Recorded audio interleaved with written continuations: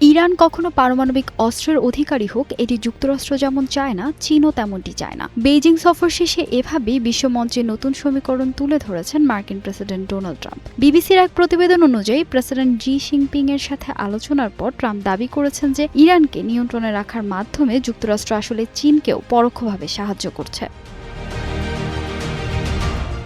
ট্রাম্পের এই বক্তব্যের সবচেয়ে বড় চমক ছিল শি জিনপিং এর একটি বিশেষ প্রতিশ্রুতি। আন্তর্জাতিক গণমাধ্যম সূত্রে জানা গেছে, ট্রাম্পকে চীনা প্রেসিডেন্ট কথা দিয়েছেন যে বেইজিং ইরানকে কোনো ধরনের সামরিক সরঞ্জাম বা অস্ত্র সরবরাহ করবে না। এই ঘোষণাকে একটি মাইল ফলক হিসেবে অভিহিত করে ট্রাম্প একে যুক্তরাষ্ট্রের জন্য একটি বড় কৌশলগত জয় বলে দাবি করেছেন।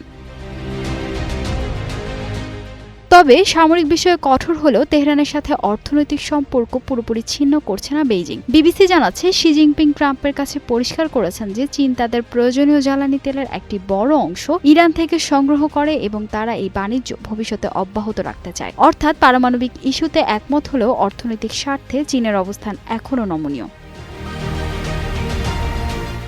এদিকে পারমাণবিক চুক্তি নিয়ে তেহরানের তালবাহানায় ট্রাম্পের ধৈর্যের বাঁধ ভেঙে যাচ্ছে। সংবাদ মাধ্যমের দেওয়া তথ্য মতে ট্রাম্প সরাসরি হুঁশিয়ারি দিয়েছেন যে এই ইস্যুতে তার ধৈর্যের সীমা এখন শেষের পথে। তিনি দাবি করেন, ইরানে বর্তমানে ব্যাপক অভ্যন্তরীণ অস্থিরতা বিরাজ করছে এবং বর্তমান কর্তৃপক্ষ সমঝোতায় না এসে এক ধরনের পাগলামি করছে।